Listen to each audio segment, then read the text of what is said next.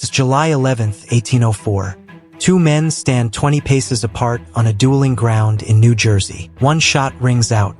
Alexander Hamilton, one of America's founding fathers, crumples to the ground, mortally wounded. As news of his death spreads across the young nation, something shocking happens. Many Americans celebrate. Newspapers call him a dangerous enemy of democracy. Political leaders breathe sighs of relief. The common people view his death as removing a threat to their freedoms. Alexander Hamilton dies as one of the most hated men in America.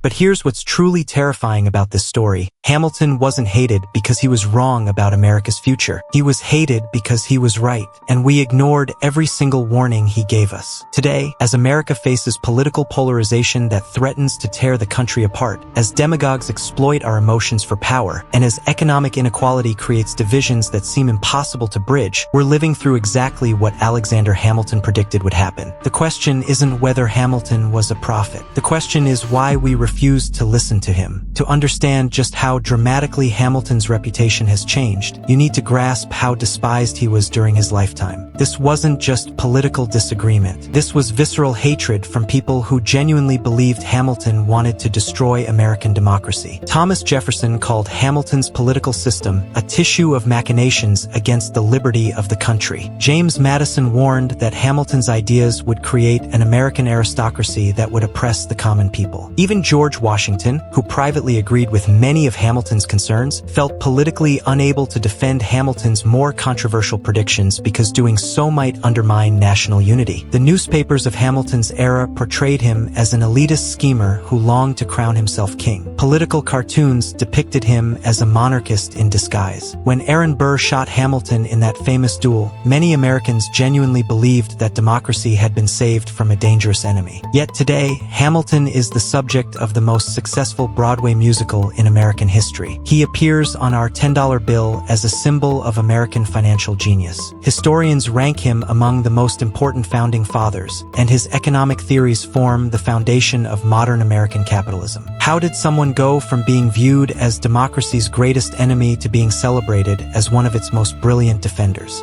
The answer lies in understanding that Hamilton wasn't trying to destroy American democracy. He was trying to save it from the forces that he knew would eventually tear it apart. Forces that are tearing it apart right now. Hamilton's first prediction was the one that made him most unpopular with his contemporaries, yet it's the one that seems most prophetic today. He warned that extreme political polarization would eventually destroy American democracy through what he called the violence of faction. In Federalist No. 10, working alongside James Madison, Hamilton argued that the greatest threat to any republic comes not from foreign enemies, but from internal political divisions that become so intense that opposing sides can no longer coexist peacefully. The common and continual mischiefs of the spirit of party, he wrote, are sufficient to make it the interest and duty of a wise people to discourage and restrain it. Think about what Hamilton was saying here. In 1787, as Americans were celebrating their victory over the British and designing a new government, Hamilton was warning that political parties would become so hostile toward each other that they would prioritize destroying their opponents over governing the country effectively. His contemporaries thought this was ridiculous. America was different, they argued. The country was too large and too diverse for permanent political divisions to form. Thomas Jefferson believed that America's agricultural economy would prevent the kind of concentrated political power that had corrupted European democracies. James Madison initially thought that America's size would naturally prevent dangerous factions from organizing effectively. But Hamilton understood something his contemporaries missed. Political divisions don't require geographic proximity or economic similarity. They require emotional intensity. And he predicted that American political parties would eventually become so emotionally invested in opposing each other that they would treat political opponents as enemies rather than fellow citizens. Hamilton was describing hyperpartisanship in 1787. He was predicting that American politics would reach a point where opposing parties would view each other's victories as existential threats rather than temporary setbacks in an ongoing democratic conversation. founders rejected this warning because they wanted to believe that American democracy was immune to the problems that had destroyed other republics throughout history. They wanted to believe that Americans were too rational, too virtuous, and too committed to democratic principles to allow political disagreements to become violent conflicts. Hamilton knew better. He had studied the collapse of democracies throughout history, and he understood that good intentions and virtuous citizens don't automatically prevent democratic institutions from failing under pressure.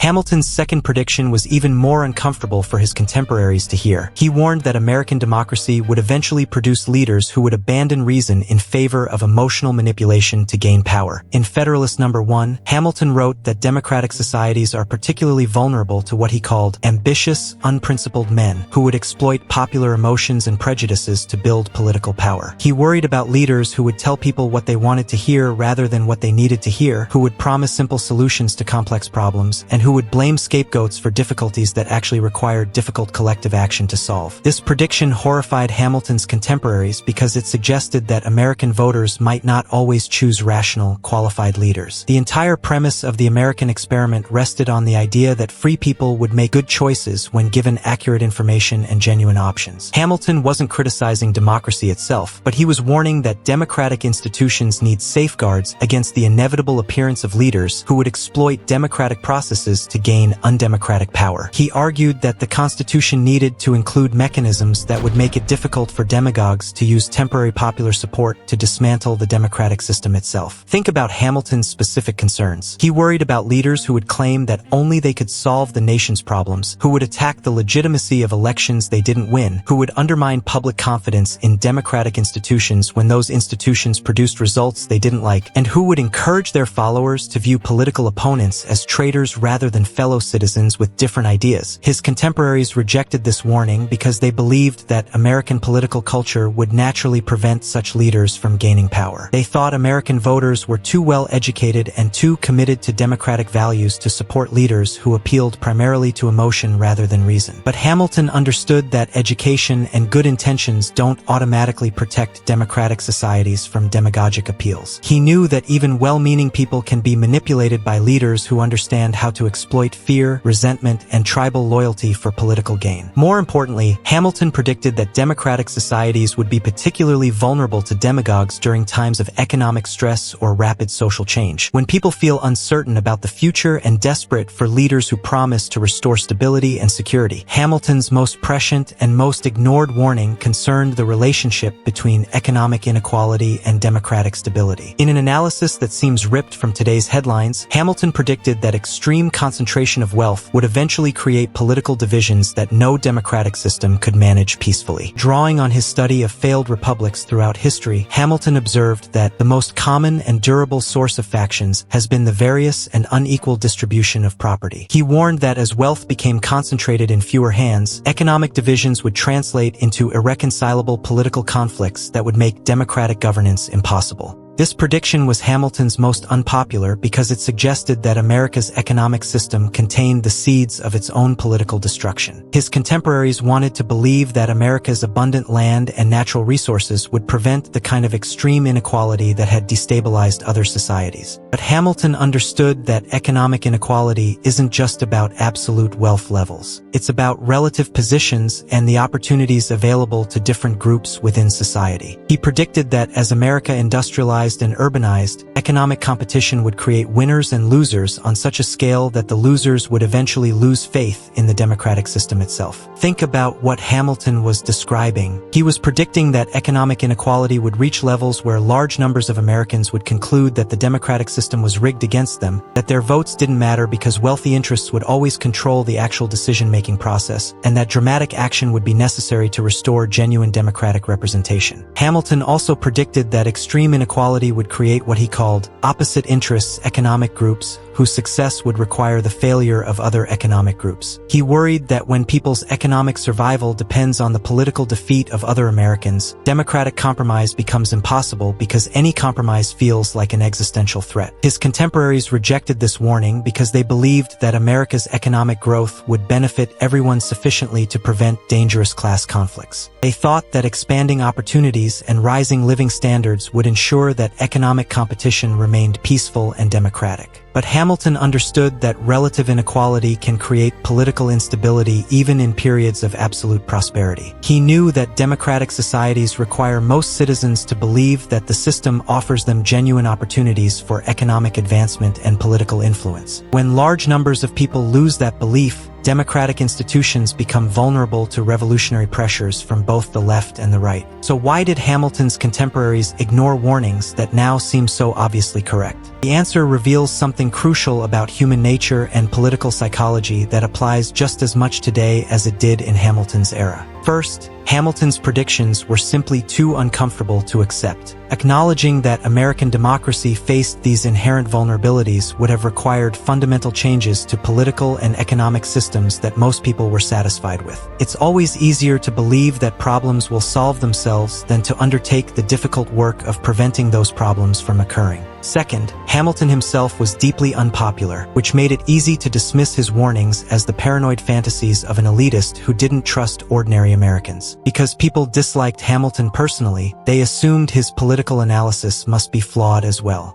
This is a classic example of how personal animosity can prevent people from hearing important truths. And today, as we face political polarization that makes compromise nearly impossible, as we struggle with leaders who appeal more to emotion than to reason, and as we grapple with economic inequality that threatens social stability, we're experiencing the fulfillment of Hamilton's prophecies in real time. Alexander Hamilton's transformation from hated enemy of democracy to celebrated visionary reflects more than just changing historical perspectives. And it culminated with the Broadway musical that transformed Hamilton into a cultural icon for our current moment of democratic crisis. Hamilton wasn't predicting America's inevitable collapse. He was identifying the specific challenges that American democracy would need to address in order to survive and thrive. The question facing us today isn't whether Hamilton was right about America's vulnerabilities. The question is whether we'll finally listen to his warnings while we still have time to address the problems he identified.